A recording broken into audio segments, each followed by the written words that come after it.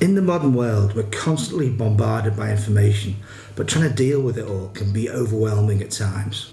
If you feel like there's just too much to do and you're not getting around to everything that you need to do, then Building a Second Brain is probably a book that you want to read. But don't worry, I've read it for you. So here's my summary. The book's central theme is that modern humans need an external storage system, a digital platform, to manage and store all the information that we need to use. In fact, the New York Times recently estimated that we come into contact with 34 gigabytes of data every day. Here's a little bit of background on the book before we get into it. Building a Second Brain was written by an American guy called Tiago Forte. Forte focuses on productivity and the emerging field of personal knowledge management. He also runs a company called Forte Labs that helps individuals and companies with their productivity issues. Forte's ideas are built on the well-documented field of personal productivity. Peter Drucker first explained that knowledge workers produce results by recalling and sharing information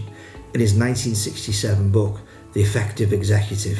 Then in the 2001 book, Getting Things Done, David Allen explained that our productivity is directly proportional to our ability to relax. Only when our minds are clear and our thoughts are organised can we unleash our creative attention. In 2016, Cal Newport proposed the idea of deep work, which he defined as professional activities performed in a state of distraction-free concentration that pushes your cognitive capabilities to their limit. These efforts create new value, improve your skill, and are hard to replicate. This isn't meant to be an exhaustive list of productivity books, so if there are other books on this subject that are worth investigating, please leave the titles in the comments below. In the 1990s, Steve Jobs called the new Mac a bicycle for the mind, and Forte sees his second brain method in a similar way. The first thing he talks about are commonplace books. Historically, information was scarce, so in the past, writers, engineers and artists recorded the ideas they found most interesting in their commonplace books. In the same way, Forte believes you should use your digital second brain as a combination of a notebook, sketchbook and journal. So think about the brain extensions that you already have, a calendar, a to-do list and so on. Creating a digital second brain is just adding to these. So what are the superpowers of a second brain? Firstly, it makes ideas concrete by writing them down.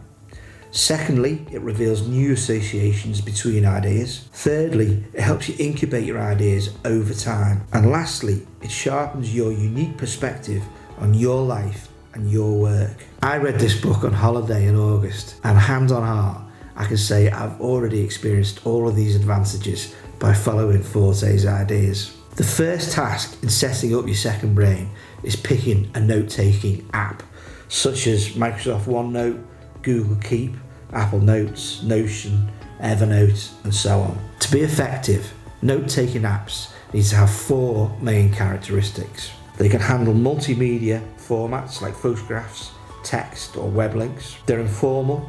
You must be able to jot things down as soon as they occur to you. They're open-ended, they can go on forever. You're not just trying to produce an output like a slide deck or a spreadsheet, it's just a continual stream of thoughts. They're action-orientated. Your notes don't have to be precise or comprehensive, it's all about capturing ideas when they occur to you. In the book, Forte then moves on to one of his central concepts, which he calls CORE, and this stands for capture your ideas, organise them, distill them, and then express them. As you're doing this, you need to ask yourself, how can I make this as useful as possible for my future self? The danger is in consuming information, but then not applying it. To avoid this, Forte suggests creating a list of your 12 favourite questions. He got this idea from the Nobel Prize winning physicist Richard Feynman. These questions allow you to make connections across seemingly unrelated topics. So when you're consuming content, whether that's articles or videos or whatever,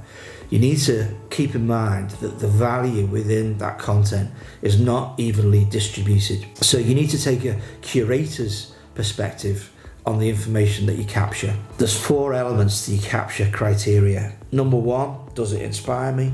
Number 2, is it useful? Number 3, is it personal? And number 4, is it surprising? Now that you've started capturing information, Forte then goes on to explain one of his other central concepts, which he calls para. And para stands for projects, areas, resources and archives. He's written a whole other book called the Para Method, which is worth checking out if any of Forte's ideas resonate with you. Para is a way in which you classify your notes. This is where it gets slightly complicated, but once you've got your head around it, it does make perfect sense. Projects are a goal with a deadline, whereas an area is a standard to be maintained with no definite deadline. Some good examples of areas would be your health or your personal finances. You could also see projects as sprints, whereas areas are more like marathons. The difference between areas and resources is that areas are things you're directly responsible for, whereas resources are just things that you're interested in, like baking or beekeeping or whatever. Then everything that's not a project, an area or a resource just gets put in your archive so that you can keep anything that you've ever generated. Forte then explains that you should keep your notes in an inbox. So you batch your notes together and then once a week have a review and start to allocate your notes across your projects, areas, resources and archive. He's got a couple of handy tips. He says never create a folder until you've got something to put in it, and he recommends using a naming convention. For projects, use emojis. For resources, use capital letters, and for areas, use lowercase letters. He also says that you need to remember that Para is not a filing system, it's a production system, so you need to think carefully how you're going to classify and prioritise your notes. Forte believes that discoverability is the secret sauce that makes your notes useful, and to help with this, he suggests using a progressive summarisation technique. This takes advantage of something we're all familiar with, highlighting. You highlight the main point of the notes, and then you highlight the main point of those highlights, and so on until you go down through a number of layers. So he puts it captured notes, bolded passages, highlighted passages, and then executive summary. I really liked it in the book when he mentioned the painting of Picasso's called Lautaro. Picasso painted it in 1945 and he sketched 11 versions of a bull. He got progressively more detailed and then less detailed. I found this really striking as an analogy. Most para novices make one of three mistakes when they start using progressive summarisation. Number one, over highlighting. Number two, highlighting without a purpose in mind. Forte mentions the campsite rule. He says you should always leave a note better than you found it. I really like that. And number three, making highlighting difficult. Don't worry about over-analysing stuff when you decide whether it's a highlight or not. This is just too taxing for you and it will break your concentration. Instead, just rely on your intuition to tell you when you think something is interesting or counterintuitive or relevant to your favourite problem. Once you've been through code and para, you then need to start creating outputs.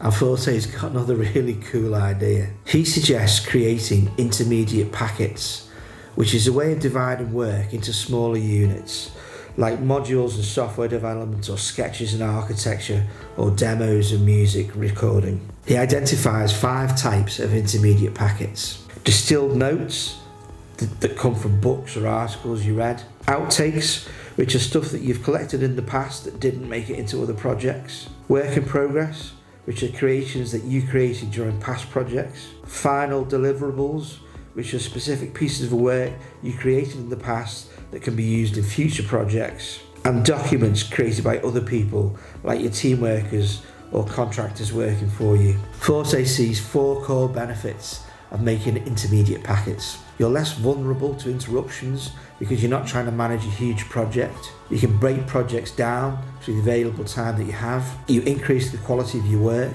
because you can get feedback from others more often. Eventually, you have so many intermediate packets that you can create entirely new projects just by assembling previously created intermediate packets. He sees the creation of projects in terms of divergence and then convergence. The purpose of divergence is to create new ideas, so this stage is necessarily quite chaotic and spontaneous. On the other hand, convergence forces us to eliminate options, make trade-offs, and focus on what is truly useful. Going back to his idea of code, capturing and organising are divergence, whereas distilling and expressing are convergence.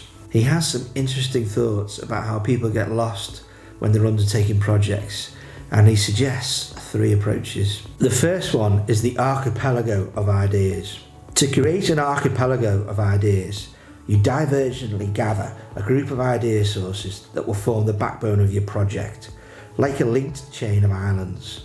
Once you have a critical mass of ideas to work on, you then switch decisively into convergence mode and link them all together. Hemingway's Bridge.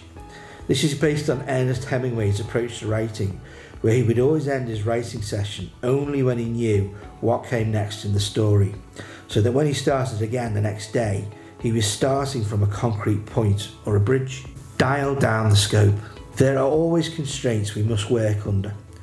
When the complexity of a project reveals itself, most people choose to delay, but postponing our goals and desires to later often ends up depriving us of the very experiences we need to grow.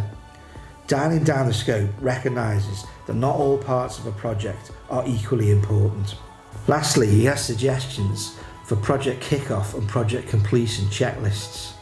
And I've got to say, I do think that checklists are very useful when you're trying to get more stuff done. There's 5 items on the project kick-off checklist. Number 1, capture my current thinking on the project. Number 2, review folders that might contain relevant notes. Number 3, search for related items across folders. Number 4, move relevant notes to the project folder. And number 5, create an outline of collected notes and plan the project. He does say to bear in mind that at project kickoff, you're not actually executing the project, you're just planning how you're going to do it. There's also 5 items on the project completion checklist. Number 1, mark projects as complete in Task Manager or your project management app. Number 2, cross out the associated project goal and move to a completed section. Number 3, review your intermediate packets and move them to other folders. Number 4, move the project to archives across all of your platforms. And number 5, if the project is becoming inactive, add a current status note to the project folder before you archive it. At the end of the book, Forte describes building a second brain as an imperfect system, but also a very practical system. And I've got to say, I completely agree with him. The book's full of examples of how he's done it with people, and you can see that he's thoroughly road tested all the ideas that he talks about. It's an absolute treasure trove of immediately actionable hacks that'll help you to lead a more enjoyable and productive life. He makes the point that your brain is just handing over the remembering job to your digital second brain. This means there's a shift from a scarcity of ideas to an abundance of ideas, a shift from consuming content to creating content, and finally a way for you to express yourself to the world through your unique perspective. It's very heady stuff, and if any of this short film has resonated with you, I would highly recommend that you buy Building a Second Brain. Until next time, thanks for watching.